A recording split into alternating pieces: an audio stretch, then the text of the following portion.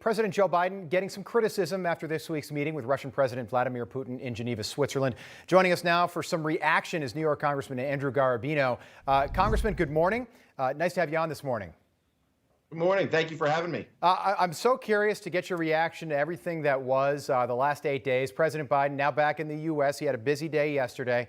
What'd you make of the summit with Vladimir Putin? Do you think America is any stronger today than we were before these two leaders got together? Well, you know, I'm very focused on the cyber ransomware, the cyber attacks, the hacks that have been going on. I'm the ranking member on the Homeland Security Cybersecurity Subcommittee, and I think the president should have taken a tougher stance with Putin. I think that we are not any safer. I don't know if our standing has gone up around the world, but I don't believe we're any safer. I don't believe the president made it known to Russia that they can't continue to allow groups inside their country attack ours through ransomware, through cyber attacks. I'm very concerned that the president doesn't realize that this is as big of a deal as it is. Well, it's hugely concerning, and I'm curious what you make, as the ranking member on the committee, what you make of this 16 entities that he does not want the Russians to hack. Two questions. I'm curious what that means for entities number 17, 18, 19, so on and so forth. But also, why give him a list? That's like giving somebody the playbook before a game. Yeah, he talked about the critical infrastructure, and he says these should be off limits. Well, and they should be off limits, but to say these are off limits and everything, we don't want any attack. I don't want my school districts being hacked from Russia. I don't want my local hospitals. So, you know, he shouldn't just limit it to 16. He should say, you allow people from inside your country to come after us, attack us, you know, through ransomware, through hacks. You know, you're going to have to pay the price. Right. You may not be doing it, but you're allowing. Nothing happens in Russia without Putin or his people knowing about it. So for him to say that you know, it wasn't us, it was just some rogue group inside the country, they didn't do it without his blessing. And for President Biden to say, well, please don't do these, he's right, don't do these, don't do any. That's what he should be saying. Right. Congressman Garbarino, I paid over $3.50 a gallon yesterday leaving Manhattan. I know you're in New York as well. I was leaving the city. I mean, Americans across the country are feeling the pinch. In California, the average price of a gallon of gas today is $4.22 a gallon. These are prices that we haven't seen since Obama was president. So we are feeling the pinch of these cyber hacks, attacks all across the country right now. I thought this was fascinating. I thought this was an interesting glimpse into how far we might be behind in actually addressing this issue.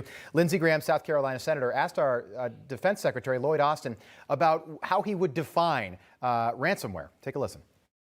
Secretary Austin, does the Department of Defense have a definition of what a cyber attack against the United States constitutes?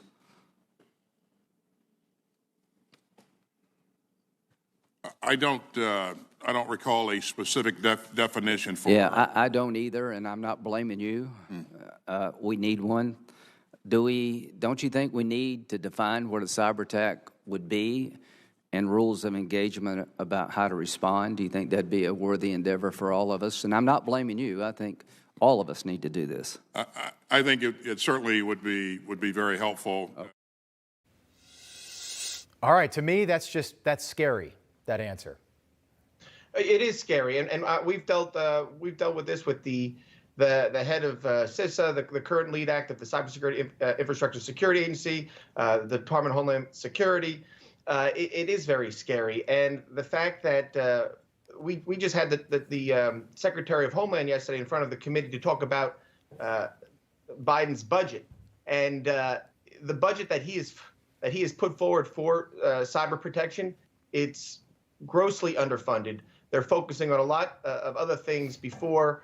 You know, with what just happened with Colonial Pipeline, as you said, with everybody paying $3.50, America wants to feel protected. They want to feel safe, especially with cyber. So the government, the president this administration should be putting a lot more money behind cyber protection, behind the Cybersecurity Infrastructure Security Agency. We're not seeing that right now. We made that point very clear yesterday with the secretary. But it's obvious that this administration does not feel that cybersecurity, cyber protection is as high on their list. It's unfortunate because it's one of the biggest issues in the country, and I thought it was fascinating that Putin actually blamed the U.S. and said that Russia is not responsible for this.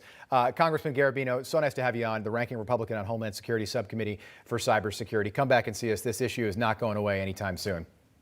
Absolutely. Thank you so much. All right. Thanks, Congressman. Hey, I'm Rob Finnerty. Thanks for watching. If you enjoyed this video, please join the conversation in the comments below. Don't forget to subscribe, too. Hit the bell icon to be alerted to breaking news. And remember, there's a whole lot more on Newsmax TV, America's fastest growing cable news network. Newsmax TV, we're real news for real people.